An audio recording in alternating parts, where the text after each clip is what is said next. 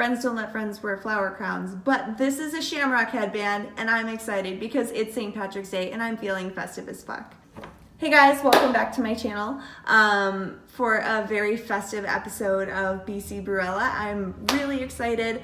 I got a really nice little stroke of inspiration the other day when I was standing in a beer store up at Squamish. I was up at Scotty's Liquor and I was looking at this big, beautiful cooler full of single 473s, and as you can see, I have no impulse control and I spent way too much money on beer, which I guess in the grand scheme of things, I'm gonna drink, so it's not a waste, but I am a child. I should not have spent as much money as I did there. I promise you that's not all that I bought. But the beer that I'm gonna review for you today, I did snag while I was up there. I'm really excited to have this one because it's been one that I'm very label oriented. I love picking, I'm drawn to the graphics on a can. And this one I've been picking up for months and looking at it, and every time I do look at it, I have a little bit of a laugh because, again, I'm a child. I read the name and I'm like, ha, that sounds kind of dirty. But I don't know why I never walked out of the store with it. So Friday I grabbed it. I'm really excited to review them for you guys, and it's a beer coming from a brewery down on Hastings Street, East Van Brewery, and that is Strathcona. These guys I've really kind of been enamored with lately just because if you've watched any of my other videos, you've heard me say that I love when a brewery doesn't kind of pigeonhole themselves into doing one thing, and these guys are taking kind of a more European approach to a lot of the beers that they're putting out. Obviously, they're catering to what the market is looking for out here. We are in the Pacific Northwest, but their IPA, for example, is a British style, which I think is a little bit more approachable than some West Coast style IPAs tend to be. And so for this beer, the fact that it's an Irish Stout, I'm really kind of excited to see what they're doing with it.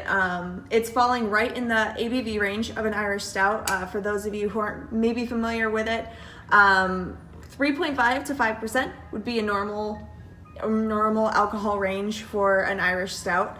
A lot of times I think when people think stouts and they think US or I mean for us BC, North America has a tendency to really just kind of put things over the top. So we've been putting out a lot of imperial stouts or stuff that's coming in at like 6.5, 7, 8%. But like a real Irish Stout is going to be much more sessionable than that. It's still gonna have like those chocolate, roast coffee, malty sweet notes that are traditional to the style. It's not gonna put you on your ass after one pint.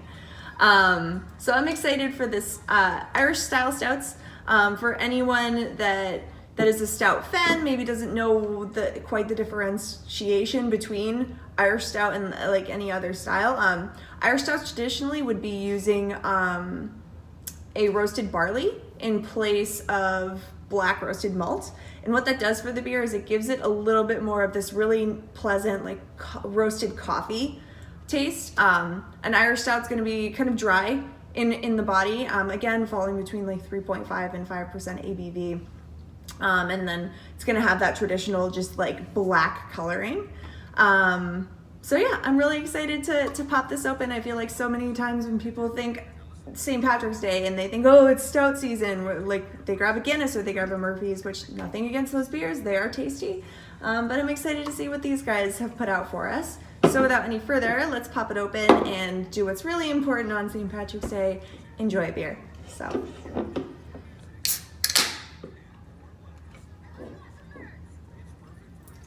I have like a commercial for Spotify playing in the background of this video, so I'm sorry guys. Yeah, so holy shit, that is pouring like black is my shirt. I don't know if you guys can really kind of see it. Really nice, pretty tan head.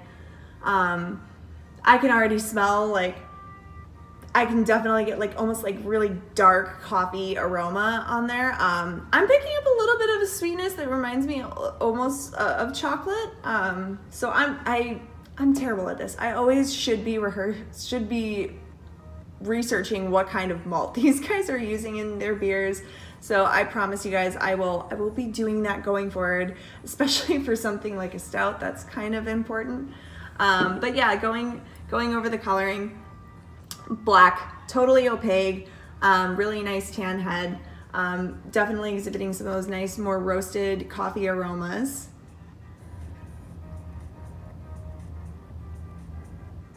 Yum. I'm actually kind of happy that it cooled down a little bit for St. Patrick's Day, because the past couple days have been beautiful, but stouts have not been the style of beer that I really wanted to be drinking, so this is actually perfectly appropriate. All right, so without a delay, let's go ahead and give it a taste.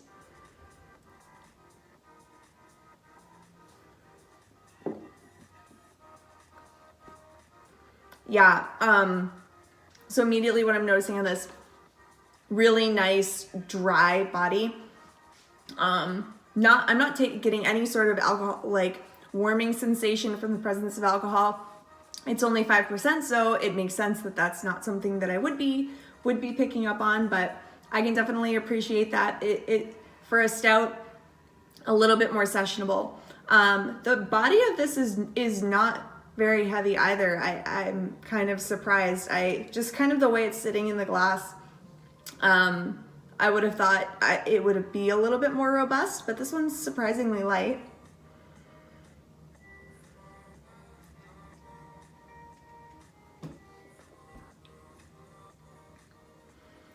Yeah, it's just really nice roasted taste. It hangs around a little bit on the palate, but it's not anything that's that I wouldn't be comfortable having more than a glass or two of.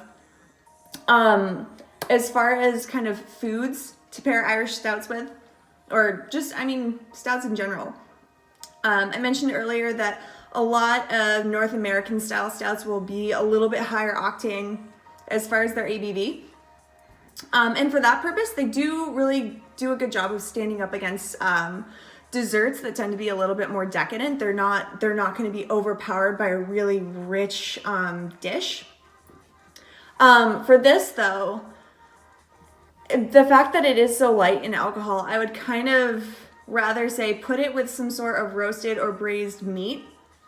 Not to say it would be overpowered by a dessert, but I feel like that kind of malty sweetness and the coffee notes that I'm picking up on would do really well against some kind of like braised meat. So if you want to be festive and you're talking St. Patrick's Day, I would maybe think like shepherd's pie and Irish stout.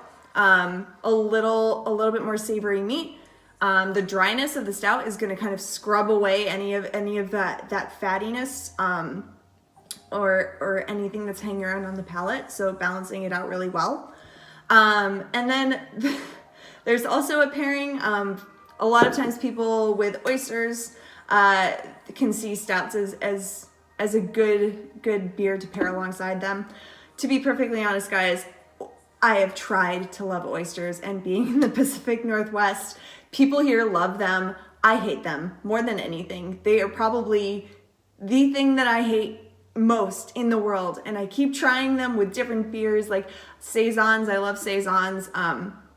So I always think that funkiness coupled with the brininess of an oyster would make almost kind of like a really nice, like funky, salty pairing.